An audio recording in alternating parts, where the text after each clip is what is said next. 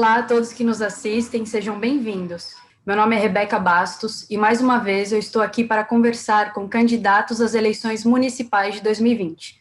Essa é uma iniciativa do Sinafresp para apresentar agentes fiscais de rendas e outros candidatos que possuem uma pauta voltada para o fortalecimento do serviço público. Dando sequência a essa série de entrevistas, recebemos hoje a candidata a vereadora de São Paulo, Angélica Lovato, professora do ensino superior público na área de ciência política da Unesp, também é sindicalista e compõe a diretoria de seu sindicato docente, a ADUNESP. Olá, Angélica, seja bem-vinda. Olá, Rebeca, agradeço demais esse convite do Sinafresp, porque nós, como servidores públicos, precisamos estar juntos e construir propostas para nos fortalecer. Então, eu agradeço o convite, estou aqui à disposição para o que vocês precisarem de esclarecimentos para falar um pouco da nossa proposta. Muito bem, obrigada, professora. Bom, para que todos os agentes fiscais de rendas de São Paulo possam te conhecer, fale um pouquinho sobre a sua trajetória. Queria dar uma saudação, então, a todos os agentes fiscais de renda, do imenso trabalho e da importância que vocês têm como categoria dentre os servidores públicos e parabenizar essa iniciativa do Sinafresp de apresentar candidatos, porque as eleições municipais, elas são de difícil conexão, né? Há muitos municípios do Brasil que há 12, 11 dias das eleições, muita gente ainda não sabe que vamos ter eleições. E também a pandemia e tudo que aconteceu fará com que menos pessoas possam ir até as urnas. Então, nós temos que lutar muito para que a nossa proposta de servidores possa estar nessas eleições vencendo. Eu sou professora, servidora pública estadual da Unesp, a Universidade Estadual Paulista. Sou professora há muitos anos e já fui também servidora municipal. Então, a gente está dentro de uma luta que eu já não tenho mais paciência e fico muito preocupada quando ouço governantes jogando sobre nós, servidores, a culpa das contas públicas, dizendo que nós ganhamos muito, que somos marajás. Esse pessoal não sabe quem nós somos. E eu gosto de falar servidor público ao invés de funcionalismo público, porque nós servimos a população. Os nossos serviços são essenciais, são fundamentais, cada um de nós numa área. Eu, como docente, estou lá militando no meu sindicato docente, vocês aqui no sindicato dos agentes fiscais de renda, tem o pessoal da saúde, tem o pessoal da segurança, e nós prestamos um serviço à população, a população sabe do nosso valor, mas ela fica muitas vezes, né, ficam metralhando na orelha do povo de que funcionário público, servidor público, ganha muito e não merece o nosso apoio. Isso não é verdade, nós temos muita paciência, inclusive, nos nossos serviços, para lidar com as pessoas, lidar com o humano, né? É uma coisa maravilhosa. Tem gente que acha, trabalhar com o público é ruim. Não, para nós, servidores, trabalhar com o público é que é importante. A gente constrói a cada dia a nossa missão. Eu, como professora, Rebeca, vejo isso, sem jamais deixar de pedir o valor do meu trabalho, eu vejo isso como uma militância. E eu acho que não é só o artista que tem que ir aonde o povo está, como diz uma famosa música do Milton Nascimento. Eu acho que todo servidor público tem que ir aonde o povo está. E eu, como professora, tenho que ir aonde o povo está. Tanto é que eu tenho muita militância, para além do meu trabalho profissional na Unesp, com alunos que eu adoro, porque eles vêm de setores populacionais mais pobres, né? Muitos deles não têm acesso à escola pública, só estão graças às cotas. E a gente sabe, é uma polêmica essa discussão das cotas, mas nós sabemos o quanto é difícil acessar a escola pública superior, que é esse lugar onde eu dou aula, né? E nós temos esses servidores lidando com o público, indo até o público, e, no meu caso, né, eu me coloco para fazer alfabetização de adultos, para dar cursos de formação sindical, curso em movimentos feministas, em movimentos LGBT, em movimentos dos negros, em movimento sindical de todas as ordens, movimentos populares, né? E muitas vezes defendendo teses e tratando da história do Brasil com uma crítica funda ao atual processo de esquerda e, claro, contra a direita que se põe nesse poder e é quem mais nos penaliza. Mas nós sabemos, né, que muitos direitos dos servidores públicos foram tirados também por partidos da esquerda, que eu chamo de esquerda liberal. Então, nós temos que mudar a direita, esses partidos de direita que tiraram os nossos direitos, que estão propondo reforma administrativa, como Bolsonaro, né, como Covas aqui em São Paulo e como Dória. Esses são os nossos 3 principais inimigos. Mas nós também tivemos governos que eu chamo de liberais de esquerda, que também fizeram reformas da Previdência, também tiraram reformas administrativas do bolso. Então, eu proponho uma radicalidade, no belo sentido dessa palavra, Rebeca, tomar as coisas pela raiz. Vamos lá, nós servidores, então, tirar as coisas da raiz, pegá-las pela raiz e explicar para essa população, dizer na raiz quem nós somos como servidores? Então, é por isso que eu estou propondo, né, conquistar um mandato na Câmara. É a primeira vez que eu me inscrevo para isso, que eu me coloco a esse serviço, e a gente tem aí mais de 30 anos como professora. Eu acho que pode ser uma excelente abertura ter um mandato que a gente diga quem é o servidor, todos os outros trabalhadores, sem nenhum menosprezo a nenhum servidor, né, público da área privada, ou seja, daqueles que estão nas metalúrgicas, nos frigoríficos, entregando por aplicativos, né, principalmente agora na pandemia, aqueles trabalhadores penalizados, né, por esses aplicativos de entrega, e os trabalhadores da saúde, da segurança. Eu acho que nós, servidores, somos os que mais temos a obrigação de falar de todos os outros trabalhadores. Muito bem. Professora, como a senhora mencionou agora há pouco também, na sua campanha a senhora defende assim, uma proposta radical realmente de uma revolução urbana em São Paulo, propondo aí uma articulação com uma mudança estrutural e visando também criar alternativas para solucionar problemas que atrapalham a vida dos trabalhadores agora, hoje. Nesse contexto, quais são os seus principais projetos e as áreas que a senhora pretende atuar caso seja eleita? Muito importante você ter me dado esse espaço para eu explicar o que é a proposta de uma revolução urbana em São Paulo. Às vezes, Rebeca, a palavra revolução assusta um pouco os trabalhadores, como se a gente fosse sair, pegar em armas e fazer uma luta. Não é nada disso. É claro que algumas revoluções no mundo chegaram a esse ponto, mas o que nós propomos agora é que, se não houver uma ruptura, se a gente, dentro da ordem, não propuser uma ruptura dessa ordem, não trabalhar contra essa ordem é contra os trabalhadores, essa ordem é contra os servidores. Então, a gente chega com uma proposta de revolução urbana em São Paulo, articulada com uma revolução brasileira, a gente usa essa expressão, que pode ser que alguns desconheçam, mas a minha geração trabalhou isso demais antes do pré-64, durante momentos difíceis da ditadura e de 1979 para cá. Mas nós temos que falar também para esses servidores jovens. Nós temos muitos servidores na faixa dos 24 aos 32 anos que precisam entender que a palavra revolução é uma das palavras mais bonitas da humanidade. Que a palavra socialismo, que a palavra comunismo até, que é tão mal pensada, né, Rebeca? Veja como, prestando atenção, comunismo, que é comum, é o que nós servidores fazemos. Então, vamos tirar um pouco esse sentido ideológico das palavras e vamos ao concreto.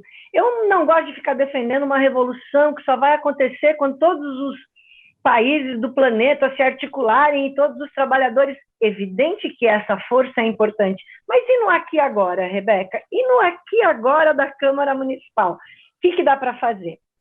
Eu acho que dá para fazer uma radicalização popular.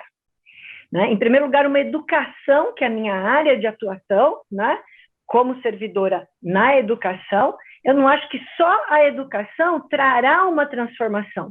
Ela é importantíssima, mas é o conjunto de trabalhadores. E eu venho, então, propondo, de uma forma muito sintética, eu vou falar aqui, a ideia de construção de conselhos populares nos bairros, núcleos de base, mas não aqueles que uma vez o Partido dos Trabalhadores propôs, né, ali pelos anos 80. Era uma boa proposta, mas o que eu estou pegando é um pouco mais radical, é um pouco mais na raiz. Eu tenho chamado de uma autogestão articulada democraticamente pelos trabalhadores. Imagine a função de um servidor público no bairro, seja no posto de saúde onde ele está, na escola daquele bairro. Todo mundo pertence a um país, esse país tem um estado, esse estado tem uma cidade, essa cidade tem um bairro. Eu moro num bairro, você mora num bairro. As pessoas moram em bairros e é no bairro que você pode se organizar melhor, na segurança do seu próprio quarteirão. Não que você dispense o Estado de fazer isso, não é isso que eu estou dizendo. Mas a tua própria escola, você pode ocupá-la no sentido de ela cumprir a sua função social, se ela não estiver cumprindo, como já tivemos grandes ocupações de escola. Então, duas palavras bonitas que eu falo, que podem parecer assustadoras, mas não são, são as palavras revolução e a palavra ocupação. Ocupação no sentido de ocupar o que é nosso. Ocupar o que um servidor faz, ocupar o que um trabalhador metalúrgico faz, ocupar o que um trabalhador do comércio faz, todos os trabalhadores. Às vezes a gente entra, sabe, Rebeca, na própria ideologia de uma classe dominante que diz que a gente não tem direito ao Estado, que diz que a gente tem que trabalhar todo dia. Olha o que o Covas e o Dória tiveram que fazer e tiveram que admitir, né? Admitir que se os trabalhadores não voltassem para as fábricas, né, a economia ia falir, e no momento do auge da pandemia aqui, que era para ter feito aquele lockdown, aquele fechamento, começou, né, tanto o Covas quanto o Dória, que nesse ponto são irresponsáveis, a retirar a bandeira vermelha, colocar a laranja, a amarela da pandemia. Tanto é que nós já estamos à beira de uma segunda onda. E nós, como servidores, expostos a isso, atendendo o público, dando nossas aulas, toda essa coisa do volta, não volta, se a gente dá aula à distância ou não dá. Então, eu acho que nós, né, os agentes fiscais de renda, nós, professores, e todas as camadas de servidores, nós temos que nos organizar a partir do bairro para a cidade, da cidade para esse estado. Vocês são um sindicato do estado de São Paulo, né? O Sinafresp, né? Então, eu acho que o estado, né, dentro dessa formulação, não só de políticas públicas, né? Qualquer prefeito aí que pegue o orçamento, não, estou cumprindo aqui a tabela do orçamento. Nós não queremos cumprir a tabela do orçamento, Rebeca. Nós queremos propor que esse orçamento seja nosso com algumas rupturas. Não adianta promover um orçamento participativo que a gente vai lá para dizer de 10% do orçamento. Então, pelos bairros, nós formaríamos núcleos de base, esses núcleos fariam pressões e eu colocaria o meu mandato como vereadora a serviço dessa população, de segunda a segunda. Mas eu não vou ficar no gabinete esperando esse povo chegar. Eu vou até, né, essas pessoas, e não como a dona de um mandato e fazendo uma cerquinha em torno do mandato, né, e dizendo esse bairro é meu, esse bairro é do outro vereador. Não, é um trabalho que vai para muito além do próprio mandato, que articula, que traga esse povo para a Câmara, e quando não couber lá dentro, ali na rua com um caminhão de som. Eu duvido que se a gente não explicar ali, num caminhão de som, para todos os funcionários, o que está acontecendo e lutando pela Câmara, né, ali nos projetos, contra leis, né, que a gente não pode eleger Covas de novo nessa cidade, nós temos que ter uma outra alternativa para essa cidade, né?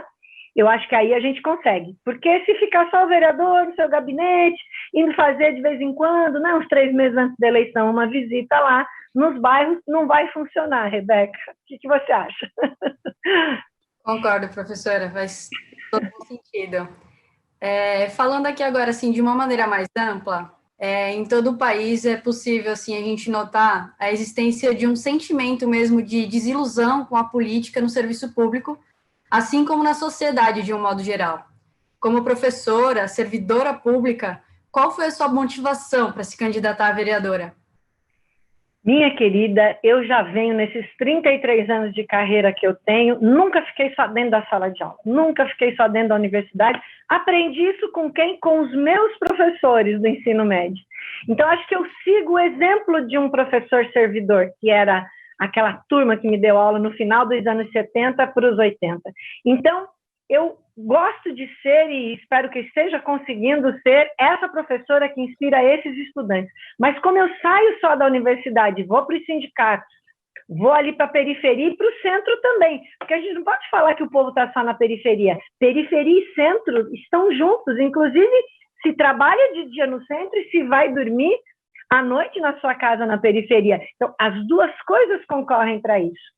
Então eu pensei, bom, se já faz quase 33 anos que eu estou batalhando para muito além da sala de aula, por que não me colocar mais diretamente na política? Algumas pessoas aqui me reforçaram nessa direção. Eu estou dentro de uma corrente que se chama Revolução Brasileira, dentro do PSOL. Eu fui escolhida por eles, por esse grupo aqui da cidade de São Paulo, com a nossa articulação orgânica, a ser essa titular, a representante deles para propor esse mandato. E isso inclui estudantes, inclui servidores públicos, inclui trabalhadores metalúrgicos. E a campanha da gente, sabe, Rebeca, aconteceu uma coisa extraordinária aqui em São Paulo. Assim que eu me lancei candidata, né, nós sabíamos que ia ter uma certa nacionalização dessa campanha em São Paulo, porque São Paulo é muito grande. E pelo Brasil inteiro, todo mundo ou tem alguém que mora aqui, ou um familiar, ou já esteve trabalhando aqui, ou estudando, e teve que voltar à sua cidade de origem em outro estado brasileiro. E o que foi chegando de apoio nacional para a nossa campanha foi incrível. Então, isso me surpreendeu positivamente, porque a gente não achava que ia chegar tanto, sem a gente pedir, né? E acho que aí tem a ver com a minha trajetória, claro, né? Que a gente roda esse Brasil já faz alguns anos, a gente não fica só restrito aqui ao estado de São Paulo, que é um estado muito conservador, e dentro das pesquisas, dos meus estudantes, daquilo que a gente tem que pesquisar como é que se faz uma revolução brasileira a partir do aqui e agora dos trabalhadores, eu sempre digo, além daqui do estado de São Paulo, de tudo que a gente tem, vamos entender esse Brasilzão. Então, eu acho que é uma das funções do funcionário público, do servidor, que é federal, é estadual, é municipal, ele se inteirar nacionalmente. E eu te diria também o seguinte sobre esse desânimo que você colocou, que de fato ele acontece para as populações, né, brasileiras, pela falta de emprego, pela crise econômica que veio para ficar, não é uma mera recessão, é uma crise econômica que vai durar mais de 10 anos, segundo os especialistas, que só se compara à crise de 1929. Então, é um início de século difícil para nós. Você nunca vai ouvir de mim, Rebeca, que não dá para lutar. A gente sempre sabe que dá para lutar. Dá para lutar como servidor, como professor, como trabalhador metalúrgico, como trabalhador do comércio. Com o desemprego, esses conselhos que eu estou propondo em nível municipal também serviriam de suporte ao trabalhador desempregado, com o trabalhador que está empregado, no sentido de uma dinâmica e de uma autenticidade dessa reunião de trabalhadores. E o Bolsonaro, que soube muito bem canalizar um certo cansaço, né, da população brasileira, ao ver que mesmo os governos Lula e Dilma fizeram reformas de previdência, tiraram direitos trabalhistas, né, e não mexeram no ajuste fiscal, o que fez o Bolsonaro? Lógico que ele não estava dizendo a verdade, mas ele falou, votem em mim porque eu vou acabar com tudo isso que está aí. Ele usou essa expressão, com tudo isso que está aí eu vou acabar. E ele não acabou. Passaram-se 2 anos e ele não acabou com tudo que está aí.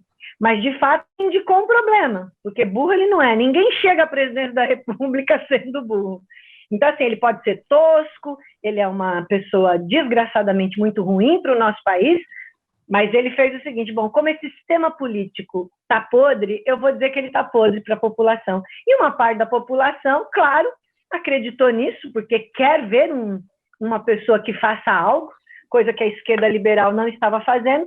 Então, no meu combate, Rebeca, também tem uma crítica, claro, em primeiro lugar à direita, mas também há uma esquerda que não soube ouvir esse trabalhador, não soube ir até esse trabalhador. E eu acho que o grande projeto é a gente formar conselhos nos bairros, claro que não são conselhos ligados à prefeitura nem a nenhum mandato, são autônomos, né?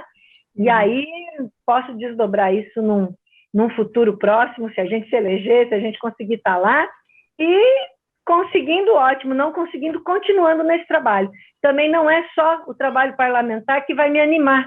A luta, ela é para muito além do mandato. Só que eu estou propondo, muito sinceramente, com muita energia e muita garra, porque eu acho que dá para a gente fazer um belo estrago lá na Câmara no sentido popular. Muito bem, professora. A senhora quer deixar alguma mensagem final para os agentes fiscais de renda que nos assistem? Sim, quero muito deixar um recado para os agentes fiscais de renda. Se vocês tiveram qualquer dúvida, né, sobre a validade ou não dessas propostas, que eu vim aqui propor de uma maneira rápida para que vocês conheçam, né, nessa ótima proposta do programa, que é não ultrapassar esses 15 minutinhos para você conhecer por favor, acesse as minhas redes. Meu nome é Angélica Lovato, né? Nós temos um número aí na eleição que é o 50550. Se você conquistou aqui, na minha fala, um mínimo de confiança a uma proposta de uma pessoa que está há 33 anos nessa batalha, já dei muito murro em ponta de faca, não sou professora titular, sou professora do básico da universidade, não faço só o jogo acadêmico e preferi essa luta de ficar fora dos muros do que ficar só lá dentro, que tem muitos colegas meus, infelizmente, que só fazem aquele jogo da própria profissão e tem uma capacidade. A gente tem tanto saber, os professores, acumulamos tanto conhecimento, por que a gente vai deixar isso só para nós? Por que de final de semana eu vou ficar sentada com a boca cheia de formiga no meu apartamento? Não. Observando as condições sanitárias, é evidente que a gente vai para a rua, é evidente que a gente faz lives, é evidente que a gente está aqui para dizer, tem saído desse país, tem saído desse estado e tem saído dessa cidade. Com a gente articulado, com a população do lado, nunca ficando restrito a um gabinete ou a uma sala de aula. Qualquer dúvida, então, continue falando com a gente, pede o meu contato para a Rebeca, e eu vou ter o maior prazer para quem quiser, no Messenger, se você quiser me escrever no privado, que pelas redes sociais é fácil de acessar, Angélica Lovato, com 2 T's. Te agradeço demais, então, Rebeca, e a toda essa iniciativa do Sinafresp. Espero que a gente volte a conversar como servidores da população, com mandato ou sem mandato, e com mandato melhor, que aí a gente pega a institucionalidade e esfrega na cara desses governantes aí. Viva o servidor público! Maravilha, Angélica. Mais uma vez, muito obrigada. O Sinafresp deseja uma ótima campanha. Agradece aí o seu tempo em estar compartilhando as suas ideias conosco, viu? Eu que agradeço. Um grande abraço. Um abraço. Apenas uma última mensagem aí para os AFRs que nos assistem. Os colegas que também são candidatos a cargo nas eleições municipais de 2020 podem entrar em contato com o Sinafresp para que o sindicato prepare a sua apresentação para a categoria. Obrigada a todos que nos assistem e até a próxima.